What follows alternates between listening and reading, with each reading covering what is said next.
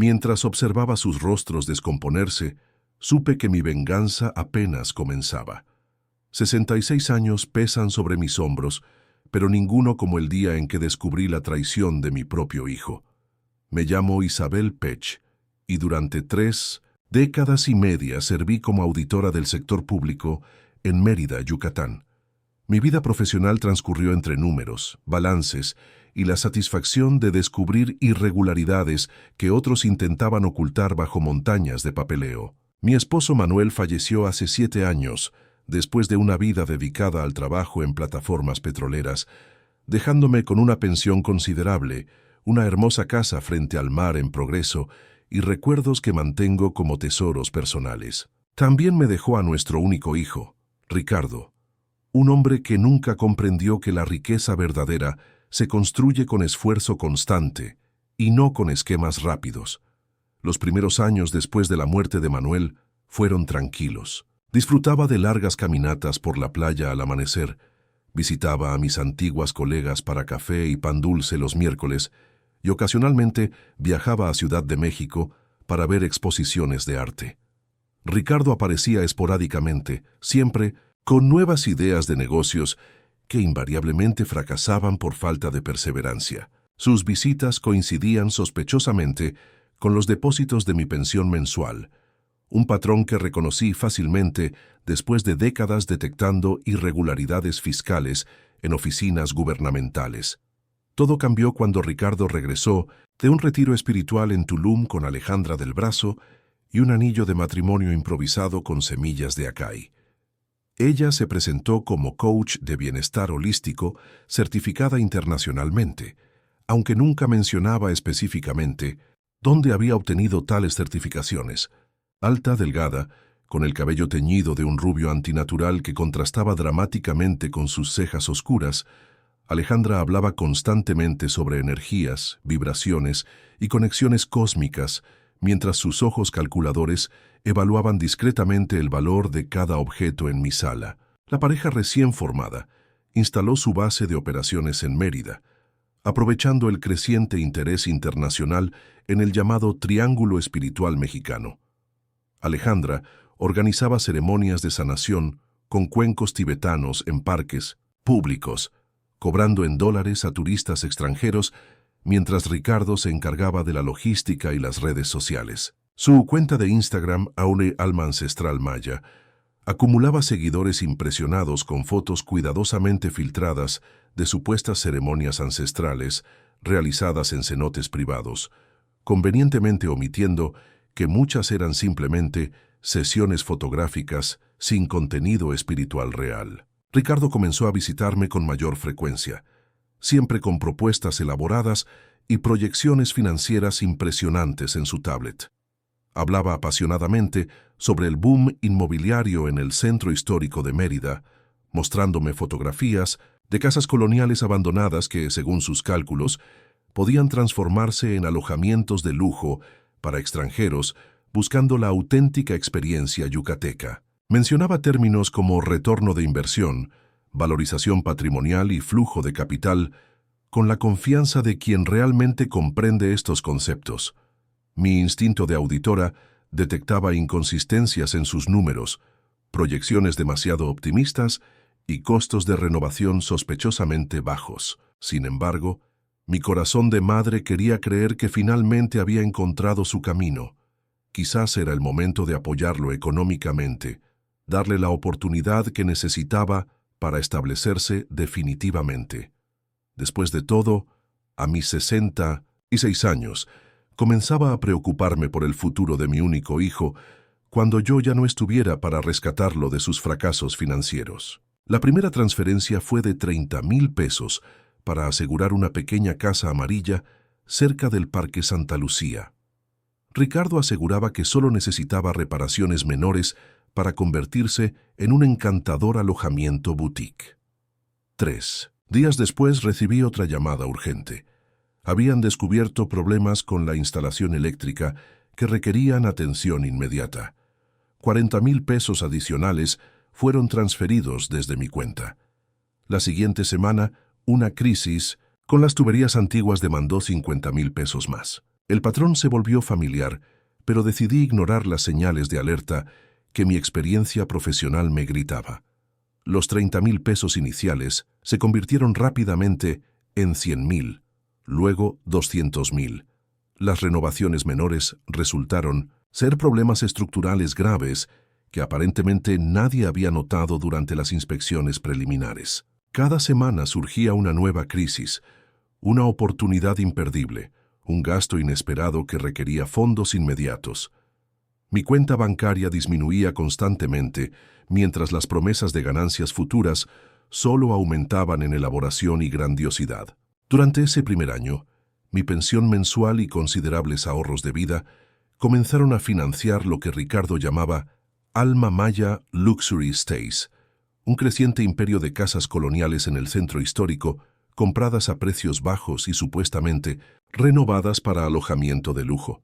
Los nombres de las propiedades reflejaban la fusión cultural que tanto atraía a los turistas extranjeros. Casa Ceiba, Casa Chaca, Villa Cuculcán, Hacienda Itzamná.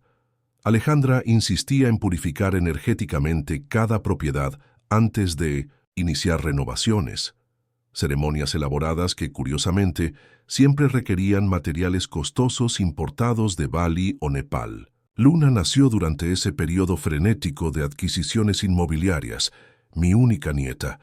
Sus ojos grandes y curiosos me recordaban tanto a Manuel que a veces sentía su presencia cuando la sostenía en brazos. Ricardo y Alejandra aparecían puntualmente en mi puerta cada quincena, la pequeña Luna como escudo emocional perfecto, mientras solicitaban más fondos para el creciente imperio colonial. 120,000 pesos mensuales salían de mis ahorros hacia sus manos, siempre con promesas de retornos espectaculares que nunca llegaban a materializarse. Las visitas para solicitar dinero seguían un patrón predecible que mi mente analítica reconocía claramente. Primero elogios sobre mi aspecto, luego actualizaciones vagas sobre el avance de las renovaciones, seguidas por la presentación del nuevo problema urgente que requería fondos inmediatos. Alejandra siempre traía algún regalo espiritual, una pulsera de protección hecha con semillas amazónicas, un spray de limpieza energética con esencias florales, un cristal supuestamente programado durante la luna llena, pequeñas compensaciones por cantidades astronómicas que desaparecían en un agujero negro financiero.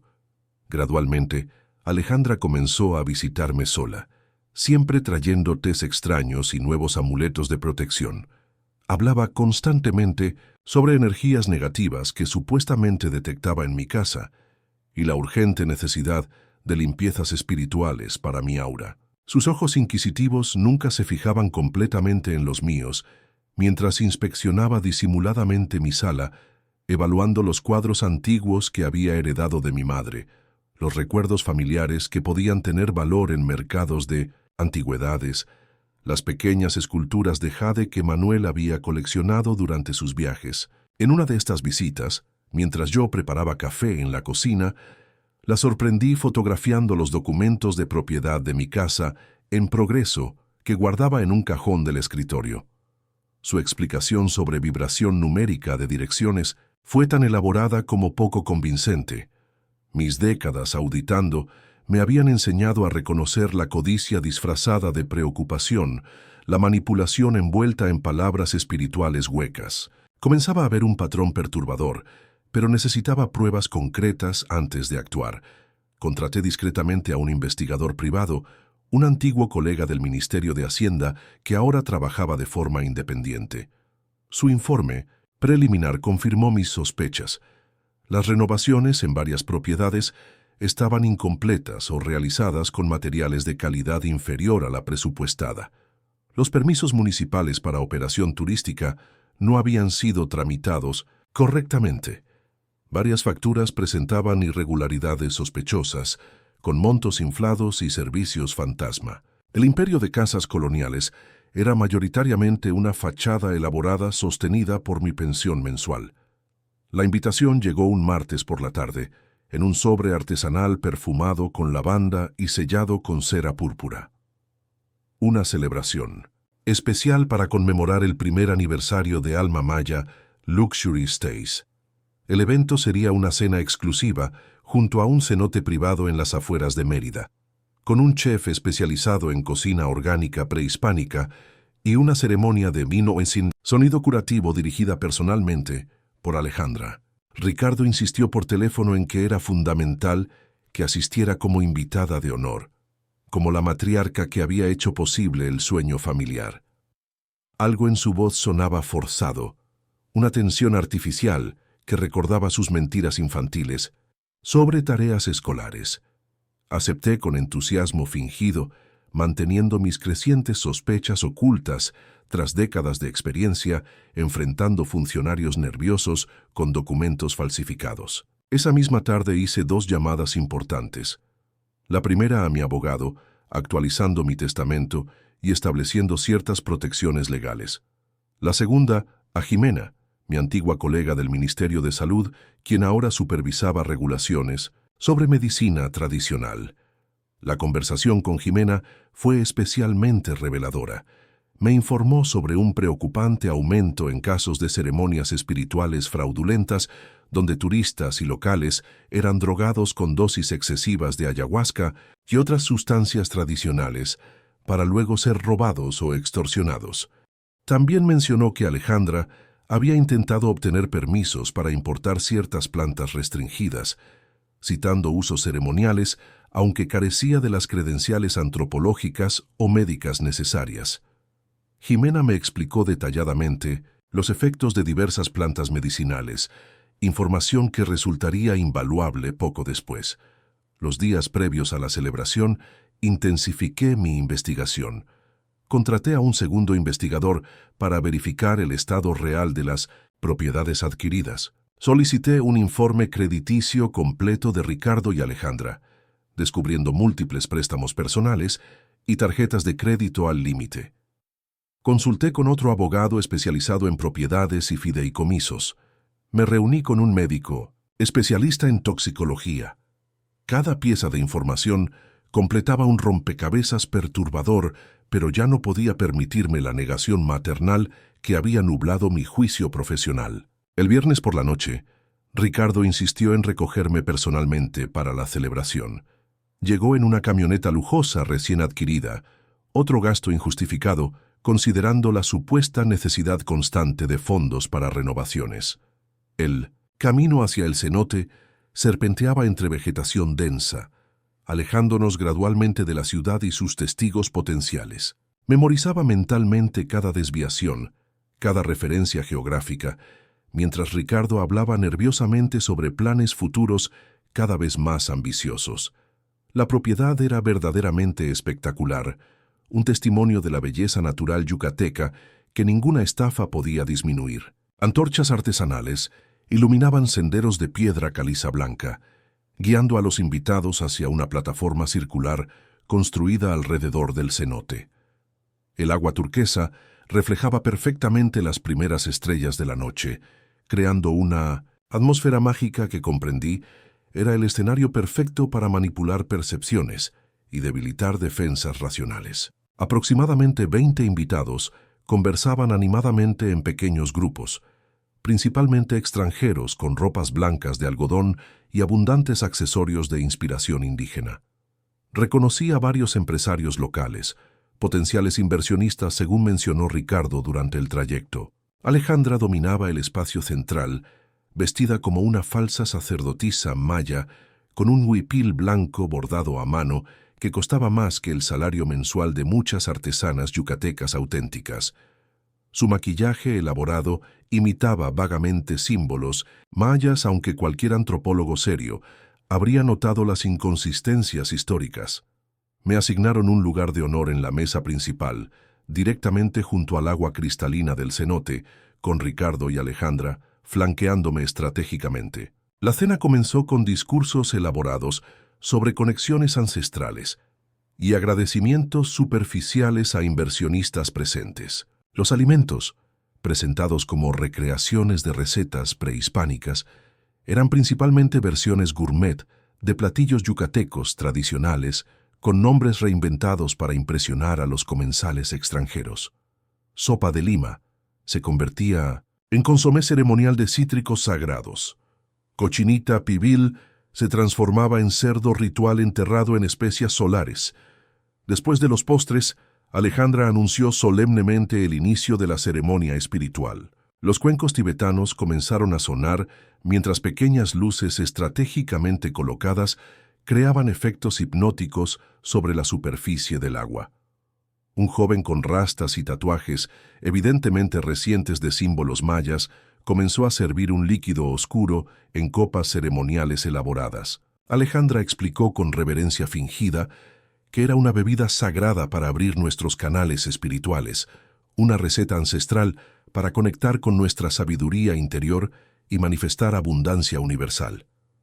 Reconocí el olor distintivo. Inmediatamente, mis investigaciones recientes y años auditando proyectos de medicina tradicional habían sido una preparación perfecta para este momento. La supuesta bebida sagrada contendría una concentración significativa de ayahuasca, suficiente para inducir alucinaciones intensas, comportamiento errático y posiblemente un estado de sugestionabilidad extrema. Ricardo me observaba con intensidad, inusual mientras Alejandra sostenía mi copa con ambas manos, insistiendo en que bebiera primero como honor a la matriarca de la familia. Fue entonces cuando noté los detalles cruciales que confirmaban completamente mis sospechas. La pequeña cámara profesional, discretamente escondida entre arreglos florales, estratégicamente posicionada para capturar mi reacción. El abogado, que había visto brevemente en oficinas municipales durante mis indagaciones, ahora presentado como simple amigo espiritual de la pareja.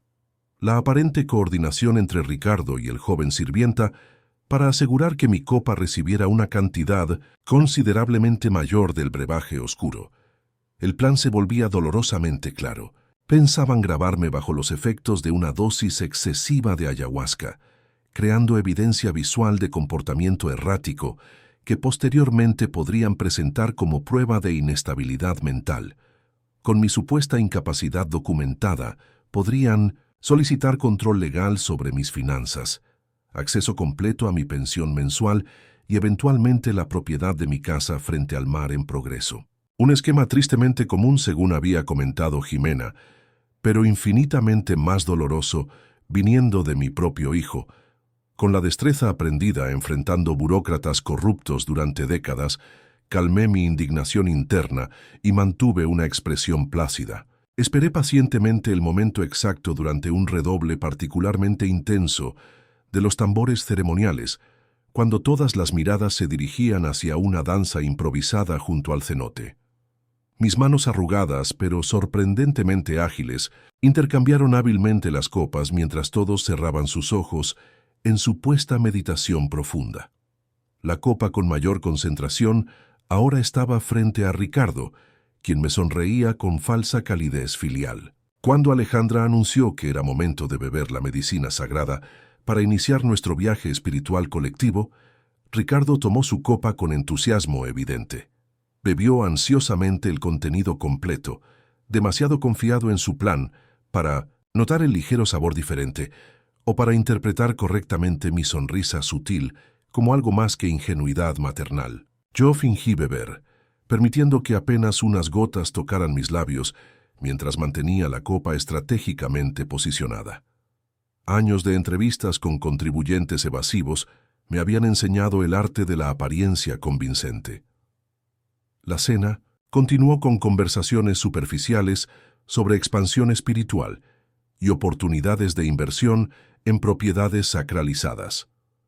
Los primeros efectos comenzaron a manifestarse sutilmente en Ricardo aproximadamente 40 minutos después. Inicialmente fueron pequeños temblores en sus manos, seguidos por sudoración profusa que empapaba su camisa de lino. Sus pupilas comenzaron a dilatarse visiblemente mientras miraba con creciente confusión y posteriormente terror absoluto las sombras naturales proyectadas por las antorchas circundantes. Alejandra continuaba dirigiendo la ceremonia con fluidez, practicada, aunque su expresión revelaba confusión creciente ante las reacciones inesperadamente intensas de su cómplice matrimonial. Los invitados extranjeros, en su mayoría inexpertos en ceremonias auténticas, interpretaban el comportamiento errático de Ricardo como parte del espectáculo espiritual programado, incluso aplaudiendo cuando comenzó a balbucear incoherentemente sobre deudas impagables y mentiras insostenibles que ya no podía contener en su conciencia alterada. La confesión pública fue tan espontánea como devastadora en su honestidad química. Entre alucinaciones vívidas y pánico evidente, Ricardo reveló fragmentos incriminatorios de su plan. Habló sobre cómo habían planeado meticulosamente declararme mentalmente incompetente. Mencionó documentos falsificados esperando firmas.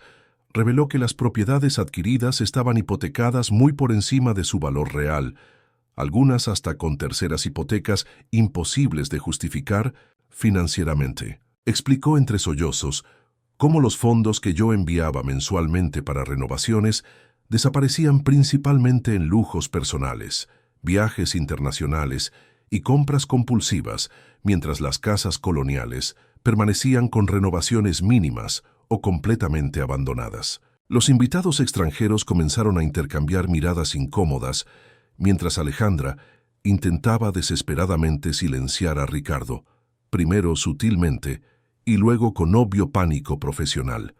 Su cuidadosamente construida máscara de guía espiritual se desmoronaba rápidamente ante la cruda verdad financiera expuesta por la sustancia que ellos mismos habían intentado usar contra mí. Algunos inversionistas potenciales comenzaron a retirarse discretamente, murmurando excusas apenas audibles, mientras Ricardo continuaba su involuntaria purga emocional y financiera. Permanecí absolutamente tranquila. Décadas de auditorías, tensas en oficinas gubernamentales, me habían preparado perfectamente para este momento culminante. Con movimientos deliberadamente lentos para no alertar a Alejandra, activé la grabadora en mi teléfono mientras mi hijo, entre visiones aterradoras que describía fragmentariamente, detallaba cómo planeaban vender mi casa frente al mar en Indonesia. Progreso una vez que controlaran legalmente mis finanzas.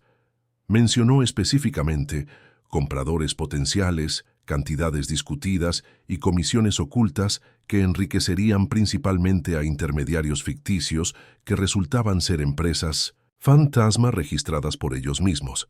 Los invitados continuaron retirándose gradualmente, testigos involuntarios de una estafa familiar expuesta crudamente bajo las estrellas yucatecas y el efecto implacable de la medicina tradicional que Ricardo y Alejandra habían intentado instrumentalizar sin el respeto cultural que merecía. Eventualmente, solo quedamos Alejandra, completamente descompuesta emocionalmente, aunque intentando mantener control profesional, Ricardo experimentando intensas alucinaciones que lo mantenían incapacitado físicamente, y yo observando tranquilamente el resultado natural de sus propias acciones, reflejadas en el agua cristalina del cenote sagrado. Esperé pacientemente hasta el amanecer, sentada junto al agua, mientras Ricardo experimentaba su viaje forzado hacia verdades personales que había estado evitando.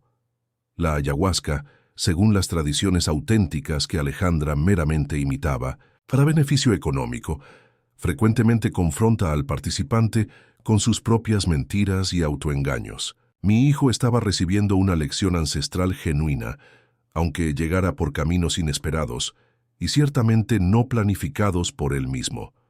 Cuando los primeros rayos de sol tocaron la superficie turquesa del cenote, extraje mi teléfono y realicé 2 llamadas consecutivas. La primera a mi abogado, con instrucciones precisas y detalladas resultado de semanas de preparación sigilosa, cancelación inmediata del fideicomiso familiar que había establecido ingenuamente meses atrás, transferencia de fondos restantes a cuentas seguras bajo mi control exclusivo, documentación formal de fraude continuado utilizando la grabación obtenida durante la noche. La segunda llamada fue a un médico de confianza para que evaluara a Ricardo, asegurándome que recibiría atención adecuada para su estado actual sin comprometer las consecuencias naturales de sus acciones. Solo preservé el fondo educativo para Luna, estableciendo una estructura legal que garantizaba que mi nieta recibiría apoyo para su educación independientemente de las acciones de sus padres. Su inocencia completa en este esquema fraudulento merecía protección total. La pequeña había mostrado talento musical precoz, frecuentemente tarareando melodías complejas que sorprendían incluso a adultos. Su futuro en el conservatorio de violín, que tanto ilusionaba a Ricardo y Alejandra, en sus historias para impresionar amistades, sería preservado. Aunque el imperio inmobiliario colonial se desmoronara como el castillo de naipes financiero que realmente era. Los siguientes días transcurrieron con la precisión metódica de una auditoría gubernamental bien ejecutada. Las notificaciones legales llegaron a múltiples direcciones simultáneamente. Los contratistas, al descubrir que no recibirían los pagos prometidos por trabajos futuros, abandonaron inmediatamente las obras incompletas cuando los primeros cheques comenzaron a rebotar en cascada sincronizada. La compañía eléctrica, tras verificar facturas pendientes acumuladas durante meses, cortó sistemáticamente el servicio en 3 propiedades principales que servían como alojamientos turísticos activos. Las consecuencias digitales fueron igualmente devastadoras para el negocio. Las reseñas, previamente impecables de 5 estrellas en plataformas internacionales de alojamiento, se desplomaron estrepitosamente hacia calificaciones mínimas cuando huéspedes desorientados llegaron a casas sin agua caliente, con renovaciones a medio terminar o servicios básicos inexistentes. La reputación online, cuidadosamente cultivada con fotografías profesionales y descripciones poéticas, se desintegró en cuestión de 72 horas. Algoritmos implacables castigando inmediatamente las nuevas evaluaciones negativas. Ricardo y Alejandra aparecieron en mi puerta exactamente una semana después, físicamente transformados por la experiencia, ojerosos, considerablemente más delgados y completamente desprovistos de la energía vibrante que anteriormente proyectaban como parte de su marca personal espiritual. Las apariencias cuidadosamente mantenidas ya no importaban. La fachada New Age completamente abandonada ante la cruda realidad de las múltiples notificaciones de ejecución hipotecaria que habían comenzado a llegar con regularidad implacable. Les ofrecí café negro, sin el azúcar orgánico de comercio justo, que Alejandra siempre insistía era esencial para mantener vibraciones positivas. Escuché silenciosamente sus explicaciones confusas, súplicas desesperadas y promesas vacías, de cambio radical ahora que supuestamente habían comprendido sus errores. Mi respuesta fue inicialmente el silencio aprendido durante décadas interrogando a funcionarios culpables de malversación, permitiendo que el peso de sus decisiones acumuladas llenara incómodamente el espacio entre nosotros 3. Finalmente, cuando el silencio se volvió insoportable incluso para mí, propuse términos claros como los informes financieros que había redactado meticulosamente durante toda mi carrera.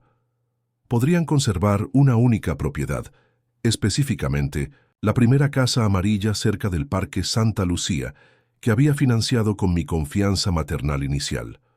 El resto de las propiedades serían vendidas ordenadamente para pagar deudas pendientes con proveedores, trabajadores y entidades financieras. Luna recibiría su fondo educativo intacto, administrado por un fideicomiso independiente, cuando cumpliera 18 años. La condición más importante, sin embargo, era que Ricardo y Alejandra debían encontrar ocupaciones legítimas, contribuir a la sociedad yucateca honestamente como yo había hecho durante toda mi vida profesional.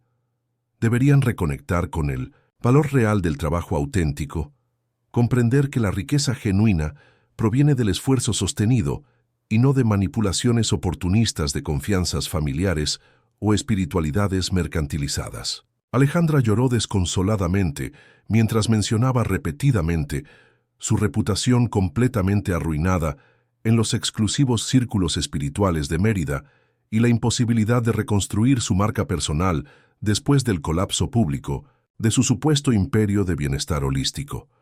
Ricardo argumentó persistentemente sobre el potencial perdido, las ganancias futuras sacrificadas y oportunidades inmobiliarias desperdiciadas que, según sus cálculos, habrían generado millones, eventualmente.